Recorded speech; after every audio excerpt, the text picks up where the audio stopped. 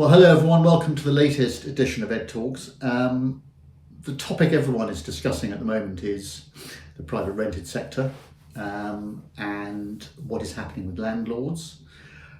And anybody who reads the papers, you get the usual selection of people who come and talk, whether they're from Shelter, Gen Rent, whoever it is. When you hear people talking about landlords, you almost always hear them talking about this gentleman sitting next to them, who I've spoken often to, but never actually met. And he looks incredibly young.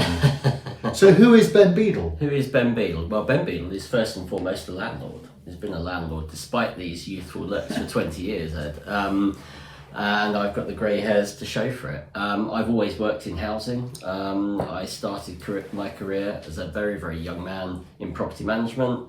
I then spent a good many years at TDS, the deposit scheme, working on disputes, then working with letting agents, then setting up a landlord scheme in partnership with one of my legacy companies, the RLA. Set up schemes in Northern Ireland, Scotland, the custodial scheme in England.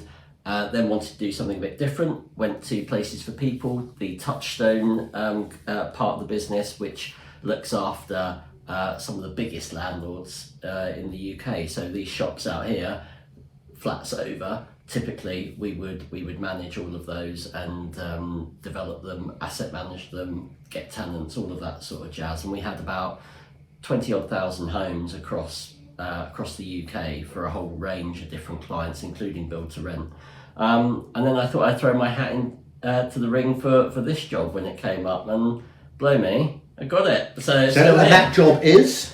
Chief Executive of the National Residential Landlords Association. Okay, and that is representing, well, not representing, but it's a membership organisation. Yeah. How many members? We have about 102,000 members. Our members have typically in the region of about 700,000 homes across the private rented sector, but we also know they dabble in other areas as well. That's quite a lot. So you said 102,000 members with about 700,000. How many homes do we think there are in the sector? Well, it's a good question. We were talking about this before it came on. I mean, what we know about the sector is that it was doing this and it's going up. And I don't think a lot of people would necessarily realise that from the figures that are out there. We know that the sector looks after over 4 million households, and it's got an important role. Okay, well that's what I want to check. So in other words, 400,000 households, 700,000... 4 million. 4 million, pardon me. 700,000 that your members represent, you think that's a pretty big chunk. That's getting on for 15, 16, 17%. So. It's, I mean, in terms of number of homes against number of households, I mean, we represent a decent amount. But if you think about the number of landlords that are out there, actually we represent quite a small amount. That's the honest truth. So we reckon that there are somewhere in the region of about 2 million owners. That's people that kind of declare an interest on their tax return in land. Not all of them would be relevant to our sector, but either way, there's plenty more fish out there for us to catch and support. Sure, but you just said that the sector was going down and now it's coming up. Yeah. What do you mean by that? Well, I mean in terms of the overall size of the sector. We know the sector, so this is based on the English Housing Survey. So before Christmas, around my select committee appearance, maybe it was around September, numbers of homes had fallen by about 200,000. Number of homes in the sector? Number of homes in the private rented sector. Post-Christmas, that has gone up. And you're going to ask me why that's gone up. And I don't fully know why it's gone up. I could put it down, if I was being Machiavellian about it, to council tax disaggregation. That basically bans each room as an individual dwelling, and we know that a lot of local authorities are doing that, but that's certainly not the sole reason. There are still people investing in the sector, and there are still people that are building from scratch, just not to the level that we need. Right? But the figures can be a bit misleading then. So in other words, you're saying that this disaggregation is individual rooms are popping up as residences. Yeah, so it's okay. But I think anybody who's in the industry, certainly from my side, and I know a lot of estate agents, as do you, would tell you that people are getting out of the sector. And that's a different issue. The same, this is about sentiment, right? So we know that across our membership, it's fair to say that they're very pessimistic about the outlook. If you look at any sets of figures that come out, it's talking about what landlords are going to be doing with their stock, with their investments, and we're predicting the biggest disinvestment in the sector for a decade. Others like Savills and Hamptons are also predicting a reduction in the number of landlords, and we're seeing it firsthand, that the sentiment is, I'm going to do something with maybe one of my properties, maybe not my entire portfolio, but there's obviously a time lag between somebody getting peed off with the direction of travel and actually doing it. My argument is, let's not wait for that to happen. Let's listen to all of the signs. Let's look at clearly demand massively outstripping supply, and let's have some pro-growth measures that really encourage property development and investment to give people the homes they need, because social homes aren't really being built. They continue to be flogged off. The build to rent market are suffering a very similar sort of crisis of and it's quite small, the build to rent. It is under 200,000 homes, so it's small. So if everything in the pipeline was built, it would only equate to about 4.5% of the overall housing stock in the UK. The PRS is at just under 20%. So I guess the PRS has had a massive downer on it because of some of the rogue elements that has gone. Well, I tell you, Ben, it's very frustrating. I mean, I've clearly been around even longer than you have doing this, and I was one of the agents that the Bank of England used to come to post the 08-09 crisis, and they were absolutely paranoid, the Bank of England, that all landlords must have been Daily Mail readers, and that they all owned 4 or 5 properties, all with 90% loan to value, and as soon as interest rates went up, they were all going to head for the exit. Yeah. And they were absolutely terrified of landlords being out of control. And my reading of that was very, very clearly at the time that they simply didn't understand who owned property. Yeah. And the vast majority of landlords, not the vast majority, but a significant number of landlords own properties because they want to live in them later, they're for their kids, there are all sorts of other reasons. They're not doing it for income. No. Indeed, my advice at Douglas and Gordon to landlords was always, don't look at it for income. This is a long-term capital play, which is the way most sensible people look at it. And we all know that since then, Section 24 has come in, the taxes that you can write off against your income, the wear and tear allowances have disappeared. You look at the last couple of years, you've had interest rates going up, you've had energy costs going up. So we all know those reasons why landlords would think about heading for the exit. Is there anything that we've missed? I don't think so. And, I was at a meeting with Rachel McLean. Who is? She's the PRS housing minister. Okay. Because you've just come back literally from a meeting with Michael Gove this morning. So we'll talk about that in a minute. Indeed. So Rachel McLellan. And Felicity Buchan, her predecessor, was directly asked, well, what are the incentives for landlords to come into the PRS or to stay in the PRS? There was no answer. And I think this is problematic because I think for me, Ed, this is about making homes available for people that need them. Good quality homes. We're not talking about the crappy end of the market. The vast majority of landlords do a great job, right? But this is about making sure that the homes are available.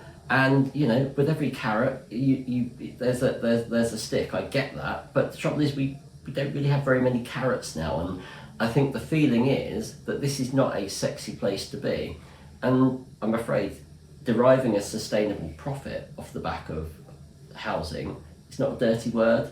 It applies to the private rented sector. It applies to the social sector as well. The reality is, everybody needs to have something in it for them in order to provide those homes. And the moment that it isn't, well, people will, go and buy some premium bonds or do something else. Yeah, I mean, it's long been a game. Well, it's not a game. 20% of housing, and maybe it's a little bit more than that, is private rented sector. That's a big chunk. That's a big chunk, and I don't think people have any idea that it's so big. So when you mess around with that, you really mess around with one of the major suppliers of housing to people in the UK. So I'd love to have a magic wand and wave it about and say, what would we do ideally? I mean, do you think rolling back Section 24 would make a significant difference? I do. I absolutely do. I mean, we should bear in mind that 60% of properties of landlords have mortgages, so 40% don't. And this is the thing with some of the measures in the sector, they don't always affect everybody. And so you do need a little bit of everything. What I would say on Section 24 is its policy intention was to cool the market and make it less attractive. Well, you've done that, good job. And in fact, earlier this morning on the way to Gove, I bumped into George Osborne coming out of the gym that I go to, and I was going to clobber him on Section 24 because of course it was him that brought it in. My view is that this is a legitimate business expense, right? Actually, by making those changes, you're not only making it less attractive, but you perversely incentivise the holiday let market in a way that I don't think that you ever wanted to do. To me, it would seem far more beneficial to make it attractive to have your property rented out for a longer period of time to a family, that sort of thing, where there's greater safety standards, etc., than making it available to a hen party. Well, of course, I think they've now realised that was a balls up. Indeed. And they're now seeking to legislate, or not legislate, but to make that part of the planning Indeed. process. But that itself, is not really we don't need lists and regulation for everything. I think it was Jacob Rees-Mogg that was saying on GB News a few days ago that, this sort of heavy-handed approach of limiting and discouraging people from doing what they want with their property is really incredibly anti-conservative, to be honest with you. Of course, they need to do it in the right sort of way and make sure they're looking after people and that sort of stuff. But I don't see the need. Actually, the best solution would be to roll back Section 24 and leave the holiday let market. It would kind of solve. So let's just talk briefly about your meeting this morning. I know there's a certain amount you probably can't say about your meeting this morning. Was there anything that you came away from that with where you thought actually there was a chance that might happen, that they might roll it back? Well, no. No, there wasn't. He did mention it, actually. He did mention it. It's Chatham House rules, so I have to be a little bit careful about some of the things that I've said. But my views and our views are well documented on this subject, right? And you go into bat with as many of those things that you want to get across as possible. What wasn't subject to Chatham House rules was my meeting with him 4 weeks hence, where that was raised, energy was raised, a whole number of things were raised. Now, he did say in the House that he recognised that property tax needed to be looked at. It's not within his levers as the Secretary of State to do that sort of stuff, although obviously he's a big hitter. He did though make a nod towards some of the energy changes and saying that he was sort of not changes because they're proposals, let's get that right, but saying he understood the concern of landlords around energy efficiency and the amount that they would potentially have to pay. So those two things were quite interesting comments in themselves. Certainly, there is an awareness of some of the changes that have been made that are adversely affecting the sector. That message has landed, and it's landed very loudly. What they do off the back of it, who knows? And part of the discussion today was actually around his vision for the sector and what the private rented sector should look like. But we've seen that vision. It's set out in the Fairer Renting white paper, and there will be some nips and tucks to it. We win some, we lose some. But that paper doesn't deal with the fundamental problem in our sector, which is this supply and demand imbalance. But the fundamental problem, as you say, this imbalance between the fact that the direction of travel seems to be for landlords to think this is getting more and more difficult. Why would I want to get into it? Yep. If one's going to try and reverse that and get people to look after properties, and my experience is like yours, vast number of landlords that I've ever dealt with look after their properties, good relationship with tenants. Yeah. the problem, as far as I can see it, is that people like Gove are surrounded by people like Generation Rent, Shelter, who come at this from a different political, I don't want to second guess your politics, but they tend to come at it perhaps from a different side of the political spectrum. And they talk about rent controls, and they look at the tenant as being downtrodden, and for the vast majority of people in the rental sector, they're not downtrodden or treated particularly badly. But it's always that minority that you hear about, and it is normally a very, very small minority of people you hear about that get the bad headlines. How likely is it that you're going to be able to engage sensibly with people like Shelter and Generation Rent? Well, we have a good go. What I would say to you, Ed, is that actually I have quite good relationships with Polly at Shelter. Alicia, she's just left, and there's a new guy on his way in. But we come at, you're right, we come at this from slightly different viewpoints. Those guys, and I'm sure they wouldn't mind me saying it, were lobbing a hand grenade and kind of see what's left at the end of it. And that's where sort of rent control comes from. Actually, the best thing, and I've discussed this with Shelter and Gen Rent, the best, you don't want to choke off supply even further with something like rent control, right? So actually, why couldn't they support our calls on fairer property taxation? Why couldn't they support some of the calls for, yes, more social housing, but backing the properly, this. But how likely is that? I know that's what you'd like, but how likely is that to happen? Well, I mean, we've not seen it thus far, have we? We can join calls on social housing to be built. I don't see any appetite for greater social housing to be built. And so I guess we try and operate in a more pragmatic, solution-led way, whereas others will say, so today, classic example, Shelter said that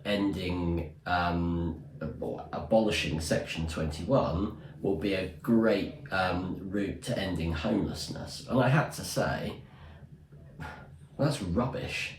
It's absolute rubbish. And I said that to Mr. Gove. I said, look, I wouldn't want you to leave this meeting with the impression that Section 21 is going to magic everything away. It's not. It will certainly give a bit more security. I accept that, and security for tenants is a good thing.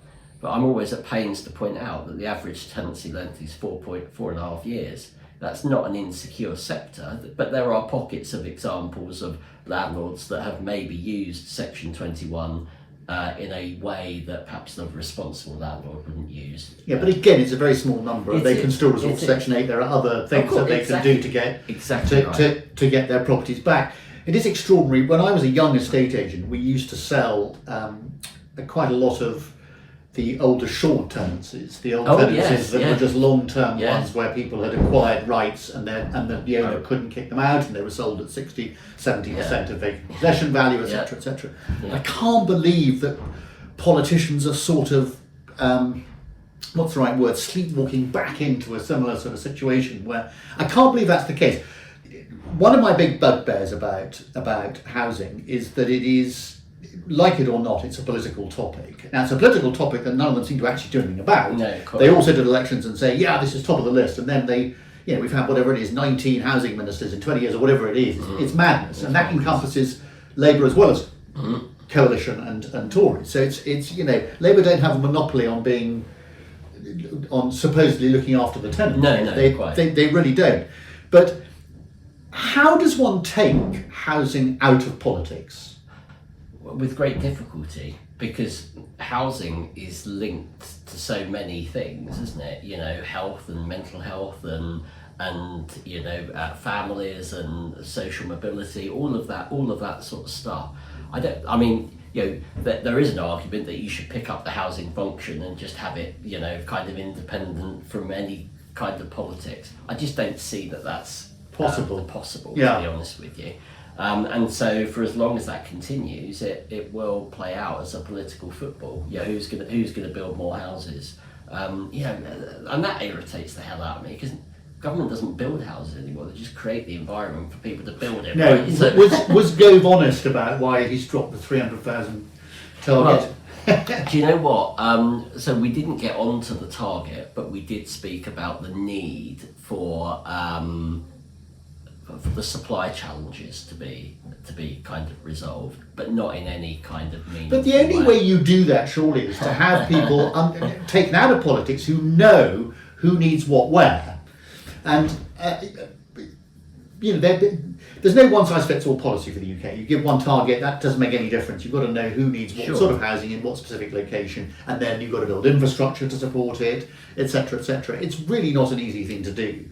But I just can't help feeling that if you do pick it up and take it out and put it somewhere else outside politics, so you stop Labour thinking, oh, we got to look after tenants, and Tory thinking we've got to keep house prices up and keep landlords happy, etc., etc. This ridiculous partisan system, which is just mullering the property market, or certainly the private rented sector, not the property market. The property market is a market and will do what it wants, but there's so much legislation that's impairing the way the PRS works. It just seems madness to have any politics entering into that, which it is at the moment. And again, that's why I slightly decry the lobby groups, I don't blame Gen Rent Shelter, these guys for advocating for tenants. And equally, I don't want it to be a them and us. You've just said you go back a long way in the sector. Yeah. You've really seen it on the front lines. I worked for years at an agency where we had thousands of tenancies, so I know that the face of landlords is not the way it's often portrayed. Nicholas van Hoogstraten was 50, 60 years ago. There aren't people like that around there. Those sort of people just don't exist. There may be one or two small examples of it, but the vast majority of people, of landlords, want to have good relationships with their tenants. They want to look after their properties. And the government seems hell-bent on kicking them out of the industry. That's the way it appears to me. And saying this is what first-time buyers should be buying. That was the original argument. You wanted to shift first-time buyers in and get landlords out. And that just doesn't seem to be working, does it? Well, it's just not realistic in the environment that we're in. How are you going to turn generation rent into generation buy with mortgage rates at the levels that they're at, with rents at the levels that they're at? But those are, the mortgage levels you talk about, again, you are old enough to remember that those are relatively normal rates. True. But I think we've got used to, certainly, and this is where some of the landlord issues come from. We've got used to sort of cheap money, and obviously But that's not honest, though, is it? Cheap money is. I suspect that after the inflation-linked interest rate rises that we've got at the moment, when inflation falls away, I think there's. The world economy is still not in a great state, so interest rates will come down again. So I suspect the landlords you're talking about will get their way again, and that there will be cheap money again. But that's still not the norm. No, maybe not. So you talk about that as being one of the issues that's creating problems. Now, yeah. So as people come off their fixed terms, so we know that a third of borrowers are coming off a fixed term over the course of the next year. And so they would be fixed at a low percentage going to a much higher percentage unless, they remortgage in some way. But either way, it's going up. You're talking about landlords. I'm talking about landlords here. And I think when you combine that with tax pressures, less kind of incentives, other cost of living related matters in terms of being able to service the accommodation as a package, that's becoming problematic. And I think that we are, we are seeing higher rents as a result. So actually landlords for forever, frankly, have only ever raised rents typically when when a new tenancy is being created. They tend not to do it during the tenancy. What we're seeing now is more landlords having to take steps to raise their rents during the tenancy, and I don't accept the argument that it's somehow greed. I just don't. I'm sure you'll be able to find a few dozen cases of where it is greed, but this is, it's the market that sets the rents.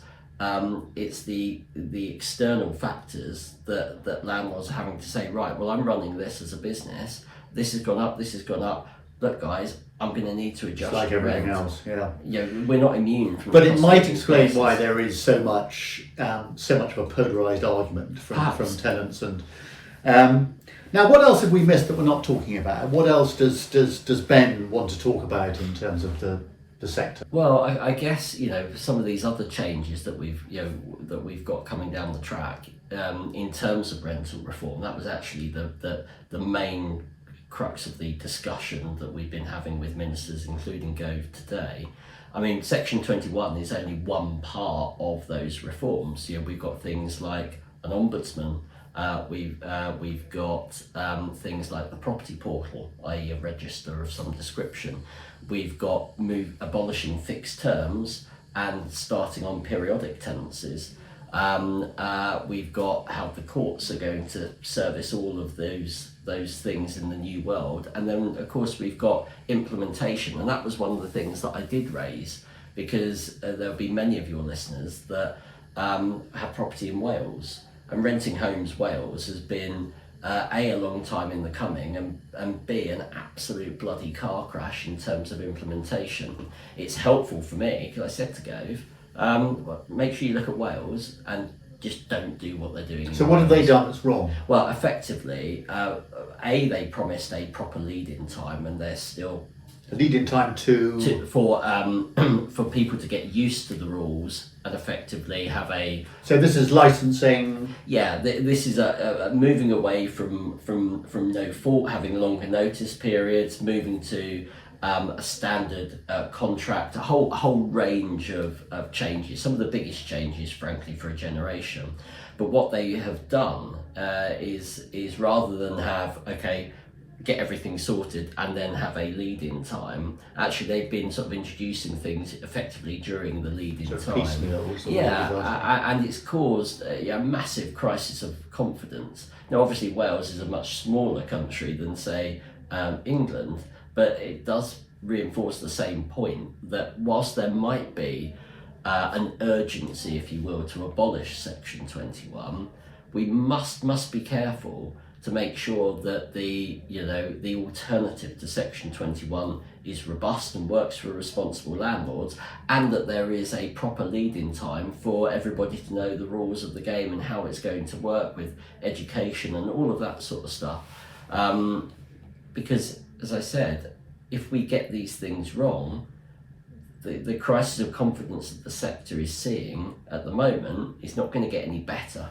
And you can point to abolition of Section 21, giving people greater security of tenure, right? Making it a bit more difficult for landlords to get possession of their property. But if they do wish to sell, or they do wish to move back in, or they've got egregious rent arrears, they will be able to get possession within a short period of time. That's not going to solve homelessness. That's going to exacerbate homelessness in some way, because under Section 21, you didn't intentionally make yourself homeless.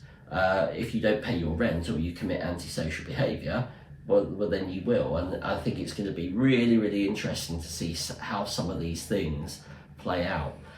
So there's a huge package of things that are coming down the track, but lob into that the energy side of things. That's a huge concern for landlords and agents who probably do want to comply, but are seriously looking at their investment. When you say comply, you mean comply with the new EPC regulations? Are you talking about?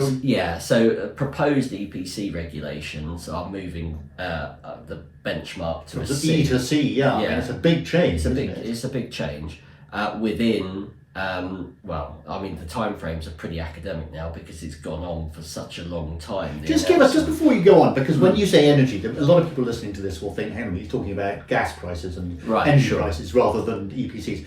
For those who don't understand it, the government is keen to make sure that the quality of properties that tenants live in is that they have the best ratings for sort of heat retention, etc., etc. To give us some idea of what the difference if you've got a standard Victorian house, and I think I'm right in saying that most standard Victorian housing is going to struggle to get to a C full stop. But what is the difference between an E and a C? Well, it's a very good question, because the underlying algorithm is a bit like the Colonel's secret recipe. You throw a few things in, but you're never quite sure what you're going to get out. So, and this is something that has landed with the department, actually, that the actual measure in the EPC is not really fit for purpose. It doesn't tell renters to any degree that how what their bills are going to look like, what all of that sort of stuff, and it doesn't really. You have a lot of assumptions on the EPC, and so my advice to landlords, if you're looking at your EPCs, well, make sure that it's based on actuals rather than assumptions.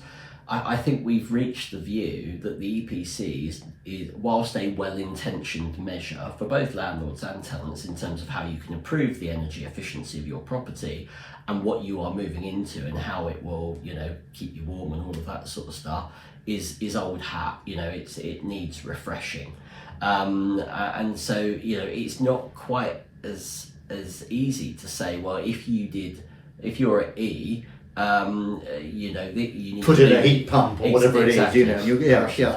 I mean, you get some guidance on the document about what you could do within the individual dwelling to improve it, but that, as you rightly say, will vary on a whole range of factors. The Victorian house that you describe, well, we know that we have a very ageing stock in the private rented sector, a third sort of pre-1919. You may not have a cavity wall. You may not be able to fit a heat pump. You may not be able to get double glazing if you're in a conservation area or whatever.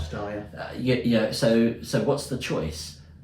Don't do it. Spend 10 grand, or not have that home available to somebody. And so the delay that we have seen, and bear in mind these are just proposals at the moment, there was a lot of chatter a few weeks or so ago that it was going to be 2028 and push back.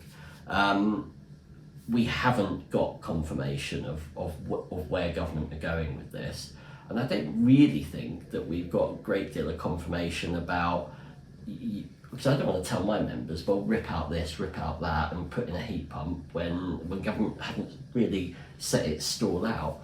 And I think with all of this, Ed, the policy ambition is sound. Government want to improve housing stock. That's fine. Who wants to let their tenant move into a drafty, not energy efficient property?